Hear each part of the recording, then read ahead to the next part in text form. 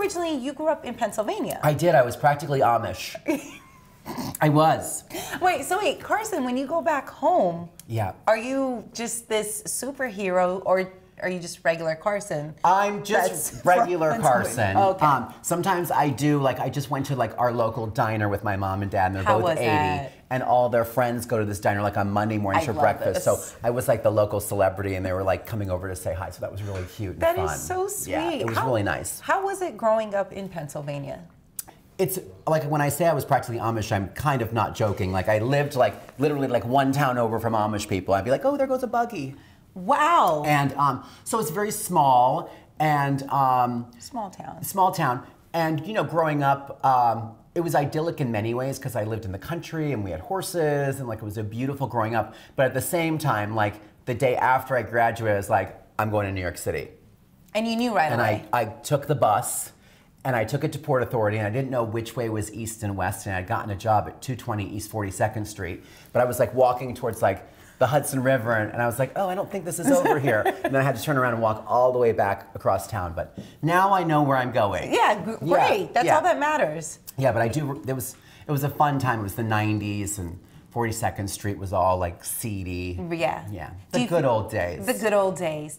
When we look at the world and we see where we're at with the LGBTQ community, do you feel that we're in a good place? I mean, there's always room to get better. Yeah, totally. But from your perspective, how do you feel about everything, and especially when it comes to the world and embracing everything? Right. I do feel, I mean, I've been very, very lucky. Like, I grew up as a little gay kid in Allentown, Pennsylvania, and the whole, you know, riding the school bus and getting picked on and thinking, you know, it's tough. Like 7th and 8th grade, not fun.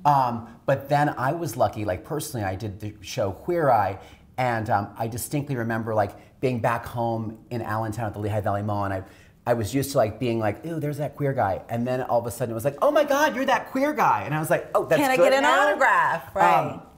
So that kind of thing, I think the world has changed a lot. I think there's, you know, so many great strides we've made. There's marriage equality, but there's still a long way to go. There's still a lot of hate crimes. There's still a lot of transphobia, and it's everybody's job, not just people of our community. You know, staying on the right side of things and pushing that through and saying this is the right thing. Like marriage equality is right. That's why we should support it. Right. So we have so many tremendous allies, and I think that's, you know, it's important. Really helped us move the needle forward on so many social justice issues. And it's needed. Yeah. And it's appreciated. It's always, you can't be complacent because there's still a lot of, I think, ignorance. You know, I think that's really the seed of most hate out there. And I think we just have to, when somebody knows, somebody that's LGBTQ, any of that, it puts a face to it and you say, well, there's nothing scary or wrong or weird about that, and helps move our rights to the place where they should be, which is equality. God, I'm like a politician. Yes, you I felt are. like Elle Woods for a second. I'm running for Congress, y'all. Look out, Breaking Alexandra news. Ocasio-Davis. You know I can't with you. Did I say that right? No. I knew I messed that up. It's okay. Next but you're time. running. I do love her though. Yeah. She is like Elle Woods. She's fabulous. Man. Yeah, she's so good. And for someone who's young, who's watching, who's nervous to come out, what's the best piece of advice you would share with them? And how was that, I mean, for your experience? Right. It seems like your family was very understanding. They were.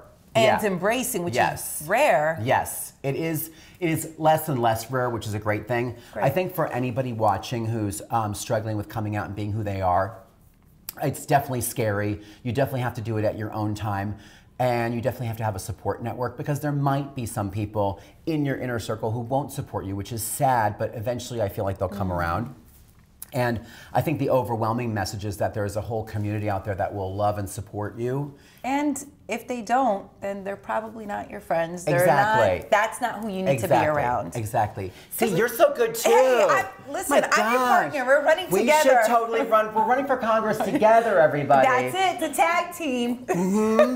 Okay, so let's talk about it. Season 11, RuPaul's Season 11 Drag Race, yes. So you were there since season 7, correct? I have been, yes. Wow. Yes. Season 7, Season 8, Season 9, Season 10, Season 11. And I think we did 3 all-star seasons. Yes. And last year we got our first Emmy for the show. Congratulations. Thank you. which was really great. Rue has won for host several times, but the show was up, I think, for the first time. And sitting there in the audience, I was lucky enough, we won the non-competitive reality category with Queer Eye in 2005, I think. And then 10 years later, was that, or 13 years later, Drag Race won. So, and that was the competitive reality. So that was both sides of the gamut. So that was really fun. How did this come about? How did you even get on? On the show. I was doing another show. This is a great showbiz lesson. Like, I tell people all the time that want to be in showbiz, like, say yes a lot, like, do crazy jobs. And there was a show called Skin Wars, and it was a body painting show. And they're like, come be a guest judge. And I was like, okay. And RuPaul was another guest judge on the show. And he said, why haven't you been on my show? I was like, I don't think you asked me. He said, well, I'm asking you now. And I think they had asked me, and I just hadn't found out. And I was like, yeah, of course. And I still have the voicemail on my phone when he called and said, let's get this done. Why do you keep it? It just is sentimental. It's a good memory. I keep like certain, I have like, my voicemail is always full. If you call me, like, your voicemail is full. Yeah. Because I have like messages from my mom and RuPaul, like really weird. But I can't bring myself to delete that message because it's been such a good run, so. Oh, that's sweet. Yeah, it's been really fun. I mean, is there anything that you take away from Rue where you're just like, wow? Well, it's a great show to be a part of because from the top down, there's a good vibe. Like, Rue sets the tone, the crew, the cast, everybody, we just feel that energy, and it's just like, we're there to work hard, have a good time, and make a great TV show, and everybody kind of understands that.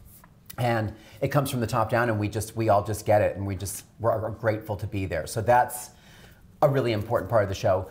Things that I've learned, I mean, I think it's such a great show too, because there's no other show on TV where the contestants have to do comedy. It's helpful if they sing, they have to dance, they have to act, they have to know how to sew, they have to do hair, they have to do makeup. Ooh, yeah. It's insane. So by the end of the run, we have discovered somebody who is the total package.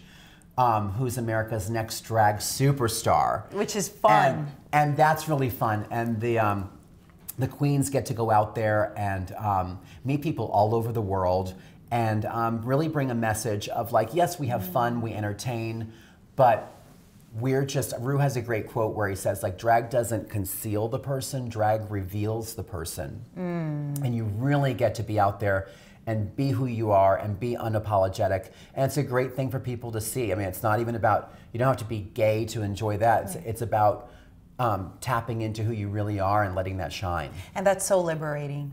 It really is. That's for me, I think that's the key to being a successful person. That doesn't mean having money or a great job. It just means being your authentic self is like the biggest prize in life. And being so unapologetic about it. Yeah, and just, free. You are what you are, yeah. Well, let's talk about... I believe they call that zero given. Yes. Yeah, we can't say that in Taxi Cab TV. But if you download this on iTunes, we can say